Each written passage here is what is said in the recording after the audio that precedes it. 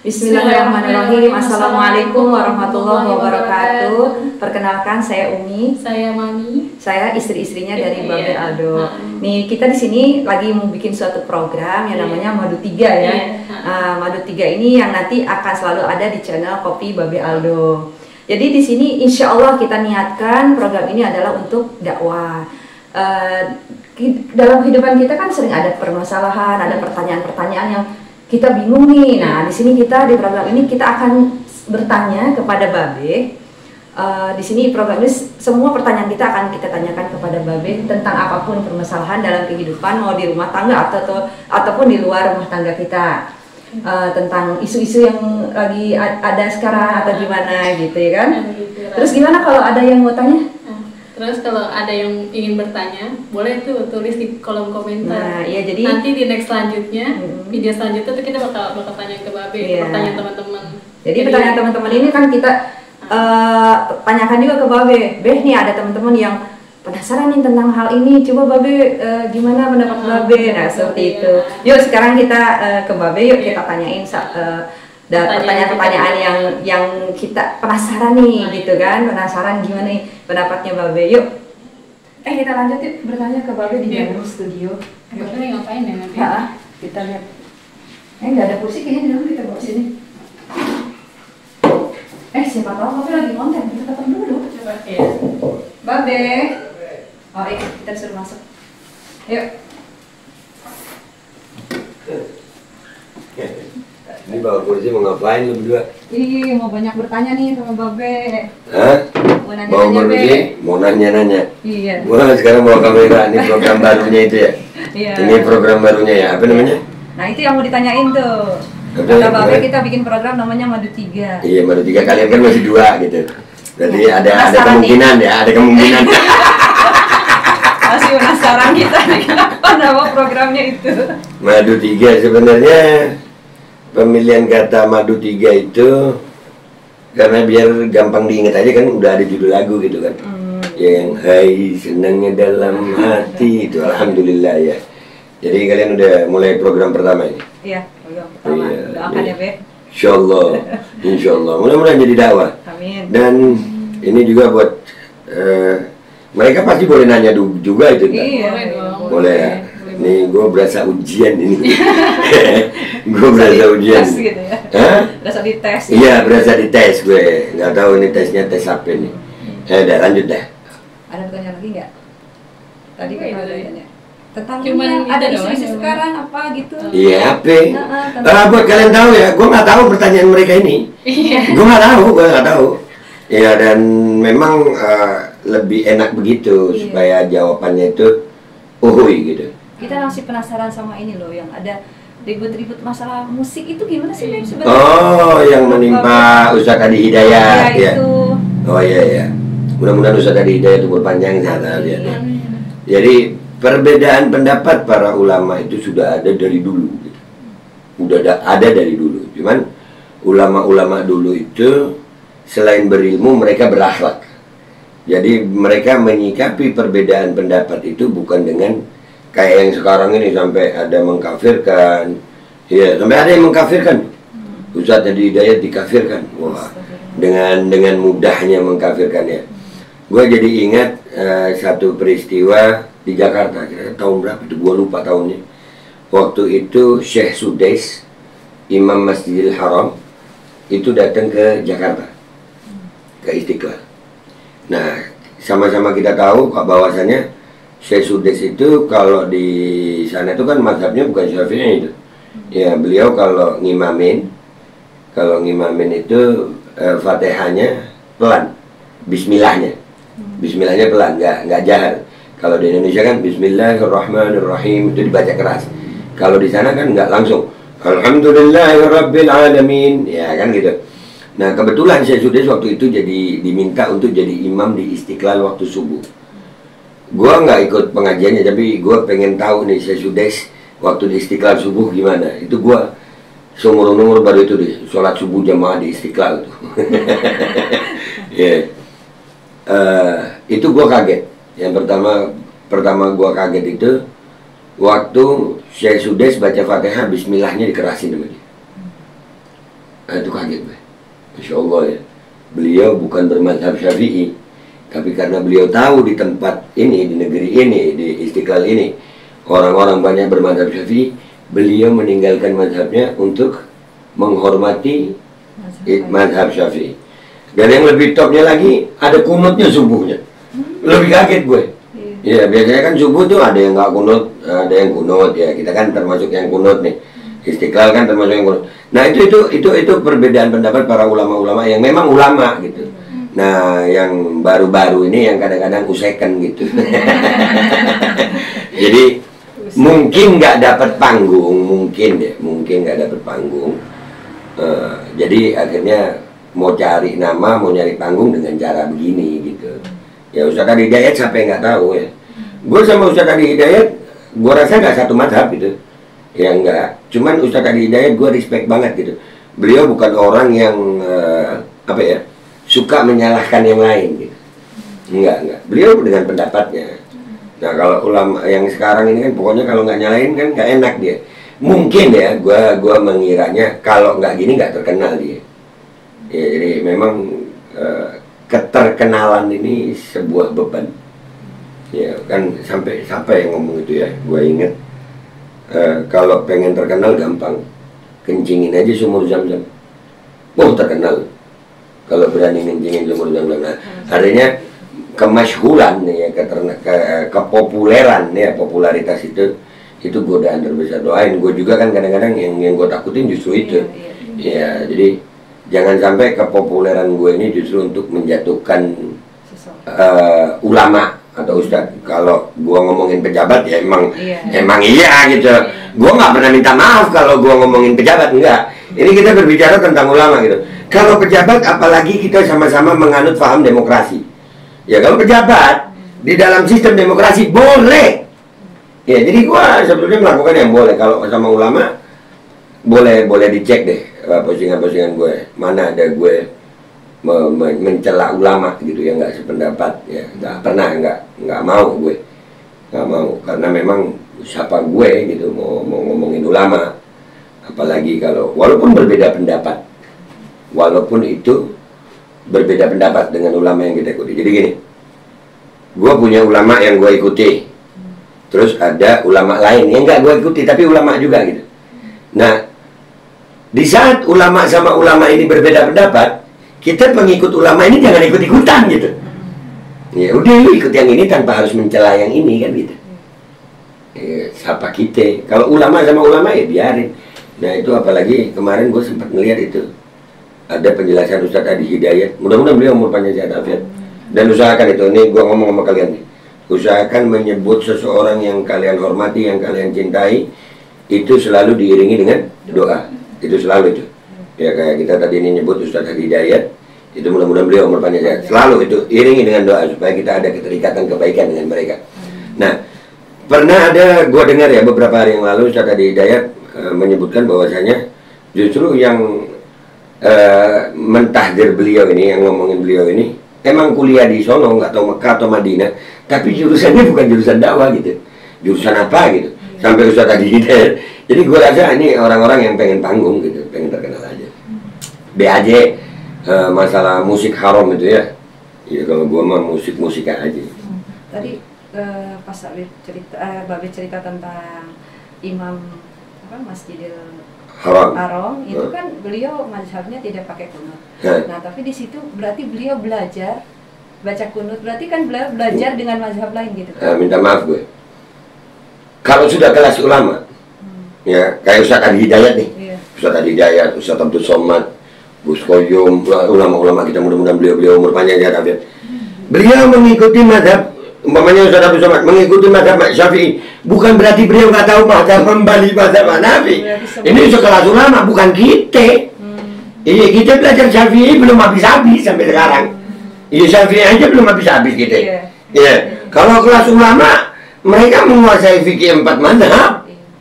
Ya walaupun mereka mengikuti mazhab Syafi'i begitu. Ya. Apalagi nih? Apalagi ya. Ada ini tentang poligami. Waduh. Kenapa sih Babe poligami? Oke. kenapa Babe poligami? Ini pertanyaan sulit ini. Pertanyaan dasar sebenarnya. Iya. Bakal tanyain orang-orang ya. Ya, jadi ini pertanyaan sulit sebenarnya. Poligami itu sesuatu yang akhir-akhir ini itu sering menjadi buah bibir keburukan gitu. Ya, itu buah bibir. Gua ingat guru gua pernah ngomong, mudah-mudahan beliau umur panjang sehat walafiat. Lu mau poligami atau lu nggak mau poligami? Kalau emang ditentukan lu poligami, maka lu akan ada poligami gitu. Lu mau poligami walaupun mau poligami, tapi kalau ditentukan nggak poligami lu. Ya, jadi sebetulnya itu kembali ke ketentuan. Cuman niat awal gue adalah untuk menunjukkan bahwasanya poligami dengan cara yang benar itu bisa kok. Ya gitu. Contoh nih biar kalian tahu. Gue nikah pertama begini. Ya itu waktu nikah, gue sebelum nikah ya. Sebelum nikah lagi ta'aruf. Gue bicarakan masalah poligami. Iya dia sampai kaget tuh, gue bilang, aneh poligami ya. Loh, Babe udah punya istri gitu. Belum. Tapi gue poligami gitu. Nah, gue udah jujur sama dia dari awal. Nah, sama ini juga sama. Walaupun ada, ya itu nggak perlu diceritain di sini itu ya. Ya nggak perlu itu. Itu ibarat ampas advan. Nah, waktu nikah sama dia pun besok mau nikah malamnya gue telepon. Gue bilang kalau masih mau batal masih bisa nih. Ya, lu bukan yang terakhir ya. Artinya itu bukan karena gue kepengen, bukan. Akan tetapi gue mempersiapkan gitu. Supaya istri-istri gue ini nggak kaget kalau gue poligami. Nah, gue nggak setuju tuh ada laki-laki yang atas nama sunnah, atas nama mau mengikuti Nabi katanya Sallallahu Alaihi Wasallam. Tapi itu udah nikah berapa tahun, nggak pernah ada janji ngomong mau poligami, tiba-tiba mau poligami ya itu yang nyakitin. Kalau gue kan Menipu ya. Iya nipu perempuan itu minta maaf, perempuan itu diciptakan kuat kok sebenarnya. Cuman kalian nggak suka kalau dibohongi, itu aja. Iya. Begitu kalian tahu, kalian paham, maka masalah dibohong ini, kalau ada misalnya dari awal lagi ta'aruf nih bilang janji saya nggak bakal poligami, tapi ternyata pas dalam perjalanan rumah tangganya dia ya suaminya mau poligami nih ternyata gitu. Itu salah ya salah suaminya. Tapi kalau umpamanya suaminya pamit nih gua mau poligami, terus istrinya mau menolak, tolak, berhak. Ya poligami bukan wajib. Ya gua kasih contoh nih. Di bulan puasa, bulan Ramadan ya, kita mudah-mudahan sampai bulan Ramadan tahun depan. Nah, di bulan Ramadan, puasa Ramadan itu hukumnya apa? Wajib. Hukumnya wajib, garis bawah ya. Hukumnya wajib.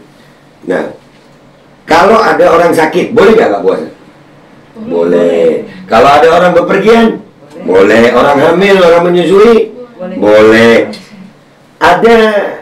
Ada apa itu namanya? Izin untuk tidak berpuasa. Boleh nggak puasa, padahal wajib. Iya kan? Padahal wajib itu. Dengan mereka tidak mampu, maka mereka menyatakan tidak puasa, tapi tidak menghilangkan hukum wajibnya puasa. Nah, apalagi cuma poligami gitu. Perempuan boleh menolak, boleh. Ya, cuman kalian menolak nggak? Ya, kalau menolak jadi begini. Enggak, maksud gua kalau gua nambah lagi. Kayak udah dibilang jadi satu-satunya terus tiba-tiba nikah lagi kesel. Nah itu yang bikin kesel itu sebetulnya itu. Atau udah ada perjanjian yang dari awal itu loh. Misalnya saya nggak bakalan lebih. Dan kadang ada begini, karena hati itu memang kan kuasa Allah. Sampai ada doa kan itu ya, muqallibal qulub. Ya itu wahai yang membolak-balikkan hati-hatinya, kuasa Allah. Ada perempuan yang memang nggak mau sama poligami, nggak mau. Dia nggak mau sama poligami. Tapi tiba-tiba Allah kasih, artinya bisa menerima. Iya kalau Allah udah kasih. Karena itu menolak poligami itu sama aja anti ya. Ada nggak orang anti Rasulullah? Banyak. Tapi tiba-tiba jadi cinta sama Rasulullah. Ya, nah itu bagaimana? Jadi gini kan, suami tanpa izin istri yang pertama bisa tuh menikah lagi. Bisa. Istri pertama nggak tahu ternyata suaminya udah poligami dan mengabarkan ke istri pertama. Nah di situ posisi perempuannya gimana, Be? Bisa menolak atau harus belajar menerima? Kalau gue selalu menyarankan yang terbaik ya, cuman gue nggak bisa ngukur hatinya orang. Nah itu pertanyaan, itu sesuatu yang nggak bisa gue hukumin gitu. Karena kalau sudah menyangkut perasaan itu tidak bisa dihukumi oleh orang lain. Yang tahu perasaan lu ya lu gitu. Gue nggak tahu perasaan lu. Ya, gue cuman bisa kalau vakum bidawahir, hukumi dengan apa yang nampak gitu. Ya, yang tampak dia nggak terima ya silahkan, itu haknya dia, karena dia merasa ditipu, merasa dibohongi, wajar dia sakit hati gitu, begitu. Cuman kalau mau saran ya saran lebih baik belajar menerima. Kalau saran, tapi sekali lagi itu bukan jadi hukum ya, bukan hanya saran gitu. Karena yang pasti yang lebih baik. Tapi kan kadang perempuan udah ngapain lebih baik neraka gitu ya, belum tahu neraka loh. Iya kan banyak yang begitu ya. Dan masalah rumah tangga poligami ini beda-beda ya, tiap rumah tangga tuh nggak sama gitu kan. Iya, beda cerita, beda-beda beda. Jadi memang harus dilihat benar-benar gimana gitu, nggak bisa langsung menghukumi begini gitu. Itu yang jadi salah satu gue mau bilang penyakit ntar perempuan marah. Salah satu penyakit gue nyebutnya, kudu jelas gue. Penyakitnya perempuan adalah menilai perasaan orang lain sama dengan perasaan dirinya.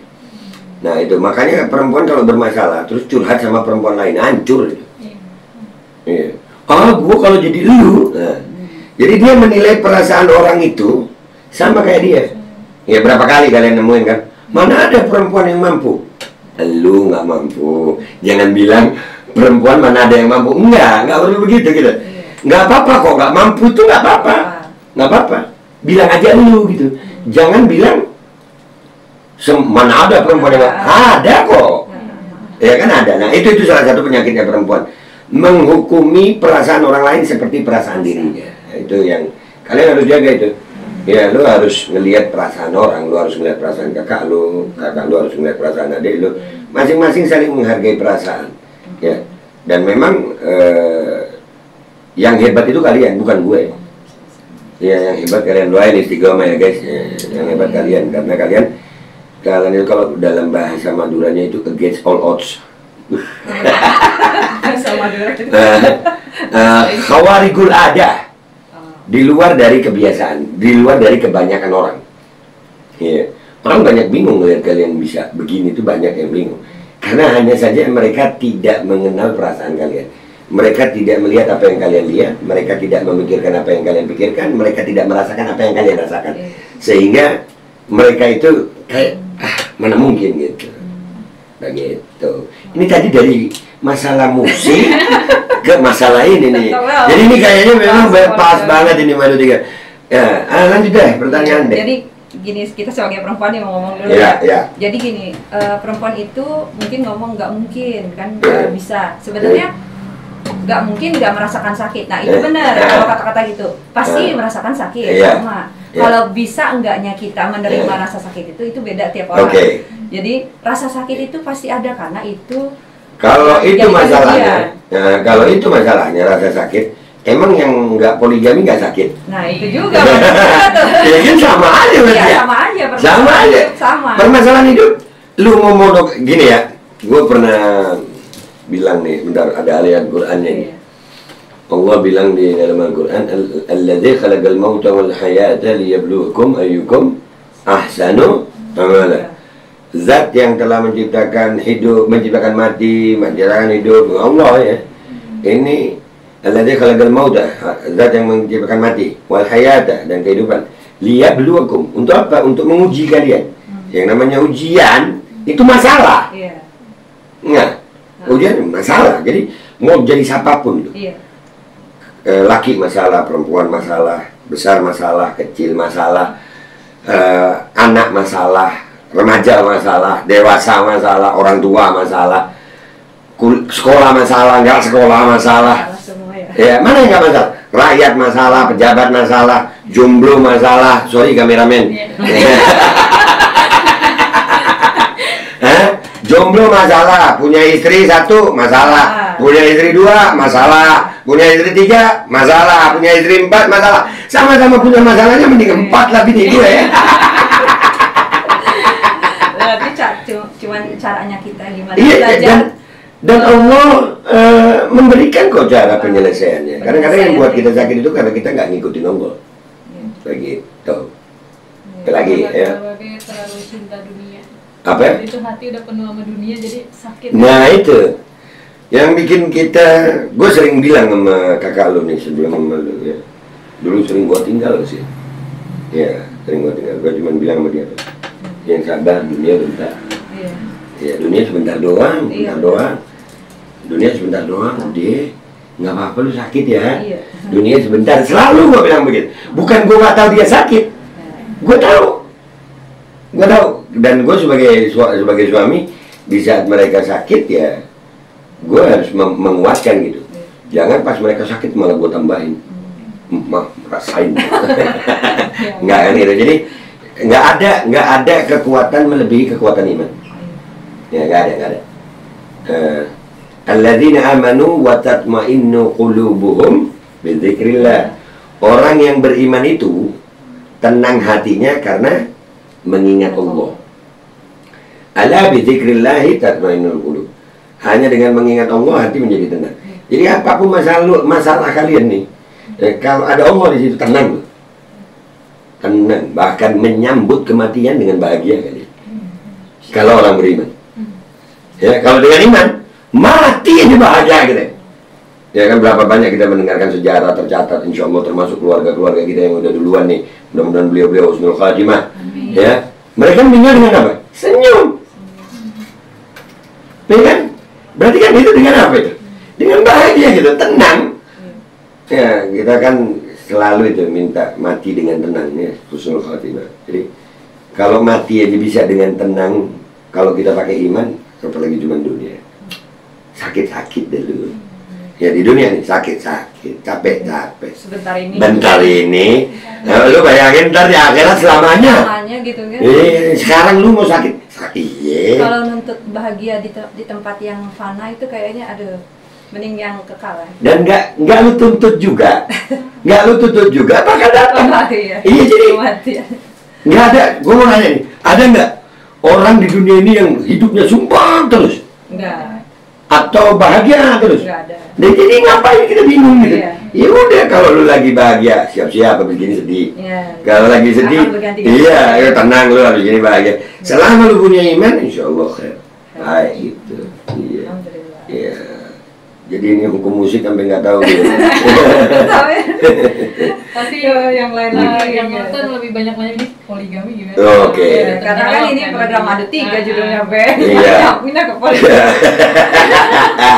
Jadi nih buat kalian nih ya, gue punya sering ngobrol sama mereka. Ya artinya ada kebiasaan-kebiasaan yang di luar kebiasaan orang gitu, yang udah gue biasakan kepada mereka tuh. Salah satunya ini, kalau gue hobi suami kalian apa? Mancing sama nikah lagi. Nah, sampai kompak. Ya, jadi artinya itu kan sesuatu yang kalau didengar orang lain mungkin akan buat kok begitu amat gitu. Kita mau ketawa ya. Iya, karena udah tahu ya soal kita emang hobinya gitu. Nah, artinya beban hati itu pun insya Allah itu bisa bisa dikuatkan dengan terbiasa. Sama kayak orang fitness. Orang fitness kan kalau ke fitness center tuh beban pertama 10 kilo mungkin berat tuh. Dan nggak ada juga orang di fitness center ngangkat beban segini terus badan bagus, nggak ada. Harus dengan beban berat kan? Ya, 10 kilo beban berat. Hari pertama lu angkat berat tuh.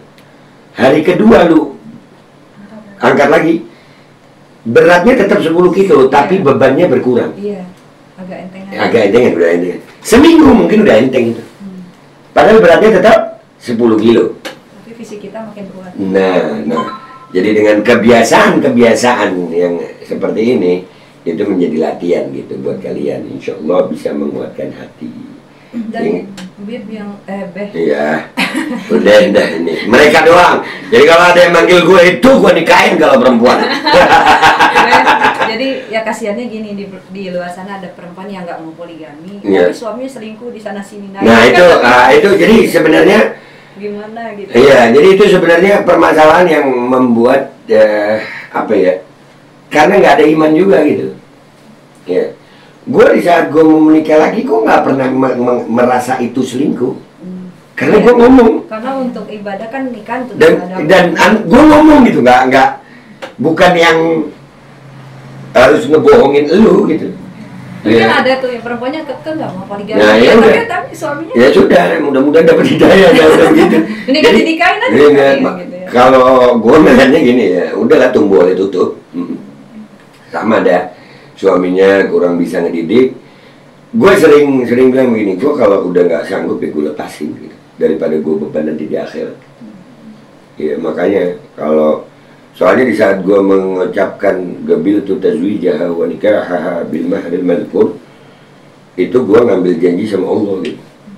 Ya kalian ini bukan tanggung jawab gue di dunia doang ngasih makan lu doang, bukan. Kalau ngasih makan lu di dunia ini jaminan Allah, gue gak punya. Gue cuman jadi perantara rezeki kalian dari Allah SWT. Nah, yang jadi tanggung jawab gue itu kalian ini, waduh, kalian bikin pahala, gue gak dapet pahala. Paham ya? Kalian lagi bikin baik dapet pahala nih, bikin pahala, bikin amal soleh. Ya itu gue gak dapet itu. Tapi kalau kalian bikin dosa, gue dapet. Gue ikut. Kalau gue di luar bikin pahala, kalian dapat di rumah. Alhamdulillah. Nah, kalau gue bikin dosa di luar, kalian gak dapat. Untung di kalian di akhirat. Di dunia emang berat di kalian. Iya, taatnya. Iya, Yang wah emang berat taat. Ya, mudah-mudahan bisa. Gue sampai dari tadi mau nyalain rokok nggak jadi. Apalagi pertanyaan? Udah sih kalau Ini sih yang paling lumrah dilakukan. Apa tuh? Keluar rumah tanpa izin suami. Wah, itu mah. itu udah jelas ya. Kemarin apa gue ngeliat ceramahnya Habib Hanif. Iya, kayaknya gue masukin nanti di sini nih. Nih ceramahnya Habib Hanif. Emang kenapa perempuan kalau mau keluar harus izin? Emangnya kalau nggak izin dosa, Beb? Oh, hati-hati, Nabi ancam perempuan yang keluar rumah tanpa izin diancam sama Nabi SAW. Di dalam hadis akhrajal Baihaqi wa Abu Dawud wa Tayalisi wa Ibnu Asakir Ibnu Umar radhiyallahu anhuma anna Rasulullah sallallahu alaihi wasallam qala, perhatiin nih perempuan, Bu. Kata Rasulullah sallallahu alaihi wasallam, wa an la takhruja min baitihi. Di antara ada perempuan, kata Rasulullah, wa an la takhruja min baitihi, tidak keluar dari rumah suaminya illa biiznihi, kecuali dengan izin suaminya. Fa in fa'alat, kata Nabi, kalau dia melakukan itu, perempuan yang keluar dari rumah tanpa izin suaminya, la'anahallahu wa malaikatuhu hatta tatub. Begitu dia keluar ngelangkah dari rumahnya tanpa izin suaminya, la'anahallahu, na'udzubillah min dzalik, perempuan tersebut dilaknat oleh Allah. Bukan cuma Allah yang laknat, wa malaikatuhu, dilaknat sama malaikat. Sampai kapan? Hatta tatub, sampai dia tobat. Tobatnya bagaimana? Karena ini berkaitan dengan dosa sama suaminya. Tobatnya setelah istighfar, mohon ampun, nyesel, minta maaf sama suami, au tarji, atau sampai dia kembali. Itu dilaknat oleh Allah Subhanahu wa taala. Na'udzubillah min Allah. Kalau udah dapat laknat Allah, begitu keluar dari rumah, apa enggak celaka tuh di luar rumah? Bagaimana mau berkah dia keluar? Bagaimana mau untung? Bagaimana mau bahagia keluar rumah dalam keadaan mendapatkan laknat Allah? Makanya hati-hati ibu-ibu, kadang-kadang mungkin karena kesel, karena lagi bawa adat. Jangan sampai bawa adat bikin ibu dapat laknat Allah. Gara-gara bawa adat main mau keluar rumah aja. Kesel ngambek main mau keluar rumah aja. Seberapa hebat ngambek itu sampai mengorbankan Anda rela dilaknat oleh Allah Subhanahu wa taala. Dijaga, jangan main-main ya. Ini urusan keluar rumah, jangan main-main. Ya walaupun di satu sisi suami juga mesti tahu, ya, harus tahu kapan dia mengizinkan suami istrinya, kapan enggak. Jangan juga istri mau melakukan kebaikan dipersulit izinnya, jangan juga. Permudah, sebagaimana orang tua dituntut untuk mempermudah anak untuk bakti kepadanya, suami juga dituntut untuk mempermudah istri bakti kepada suami. Tapi istri lebih-lebih harus menjaga nih. Ini masalah keluar rumah tanpa izin bukan main-main. Ancamannya dapat laknat Allah dan laknat malaikat. Na'udzubillah min dzalik. Nah, itu bahwasanya kalau perempuan keluar rumah tanpa izin suami itu dilaknat sama Allah dan sama malaikatnya. Itu meskipun ke warung atau Keluar rumah. keluar dari pintu. Iya, jadi keluar rumah. Iya. Batas rumah itu mana gitu. Kadang orang ngomongin cuman ke warung kok gitu. Nah, iya, Nah, itu tuh orang sekarang. Keluar rumah gitu. Keluar rumah, yang namanya keluar rumah ya keluar rumah. Jangankan ke warung, ke masjid. Ya perempuan masjid terbaiknya di rumah. Jadi ingat almarhum bapak dulu ke ngomong kalau diizinin dari awal, dia dari pertama nikah sampai akhir hayat, kalau ke rumah orang tuanya harus nggak usah izin lagi, berarti kan meringankan. Setiap ke rumah orang tuanya tanpa izin udah diizinkan gitu, Iya. ada yang mau meringankan. Iya, gua biasanya begitu kalau gua lagi jalan jauh dari kalian tuh. Iya. Ya, gua lagi jalan jauh. Pokoknya kalian mau ngelakuin suatu amal baik, kerjain. Iya. Cuman karena kalian berdua, ya, gua nggak pernah mengizinkan salah satu dari mereka keluar sendiri. Ya, udah berdua aja deh. Ya, saling menjaga, saling sayang, ya, kayak adik kakak gitu. Gitu. Ada lagi? Tadi udah apa lagi? Nggak apa-apa. Apa sih namanya? Oh, Kayak melakukan ibadah-ibadah sunnah tuh kita harus izin suami juga. Oh, Nah, gini. kadang ada orang yang pakai izin. Nggak bisa tuh. Gini ya, lu lagi sholat wajib. Kalau gua panggil, lu cukup ngasih isyarat. Umpamanya lagi sholat isya, ya kan, di tengah-tengah sholat gua manggil nih. Itu lu ngasih isyarat. Bacaan sholat lu itu lu kerasin. Yang lagi umpamanya lu pas walabolin gitu.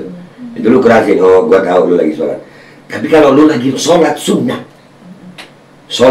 sunnah, ya. Kayak kalau kita witir tuh, ya kan, sholat sunnah. Terus gua manggil, batalin. Lebih wajib lu nurutin gue gitu. Berarti kalau puasa itu izin dari malamnya ya? Iyalah, puasa sunnah Nah, izin. kayak Nah, kemarin itu enggak. kalau tadi Baba kan, almarhum mudah-mudahan beliau di tempat yang baik, mudah-mudahan Aba-aba kita di tempat yang baik. Ya, beliau kan ke rumah orang tua tuh. Iya. Ya, izinnya. Kalau gua kan ya udah jelas, kalau ibadah udah kerjain, nggak ada izin lagi. Iya. Gitu, udah itu ringan. Lu mau niat puasa sunnah nggak perlu izin lagi sama gue. Begitu. Ada lagi? Nah, sementara udah ya. Ini lumayan banyak juga Iya. pertanyaannya. Tambahin pertanyaan di kolom komentar. Iya, salah. Udah belajar jadi YouTuber nih. Ya, jadi ini channelnya Kopi Babe Aldo ya. Iya. Channelnya Kopi Babe Aldo dan Udah ngopinya belum ya? Oh iya. Sesuai nama. Kopinya di akhir ya. Kalau saya mau bela kan di awal. Di awal. Iya. Sekarang berarti ini sudah berakhir gitu kan? Karena udah capek ngomong soalnya. Enggak juga. Oh, belum. Ya, gimana mau disebut capek ngomong, kerjaan gua juga Oh, ngomong. iya. Dan ini gua khusus ya, gua minta mudah-mudahan program ini bersihkan hati kami dari riya, bersihkan hati kami dari ujub, bersihkan hati kami dari segala penyakit hati. Mudah-mudahan apa yang kami lakukan ini insya Allah bisa jadi dakwah, niatnya dakwah. Iya, bermanfaat ya, berbagi masalah dan penyelesaian yang kita tahu gitu. Andai kata ada yang kurang dari kami, maafkan. Kalau ada yang salah, maafin. Iya, maafin. Dan insya Allah ini program akan terus. Dan mudah-mudahan mereka istiqomah. Ya, amin. Dan gitu. Dah, Ini bisa jadi resep juga yang mau poligami. Atau gini, yang berminat sama Babe boleh dapat. Ada slot 2 lagi. Ada apa?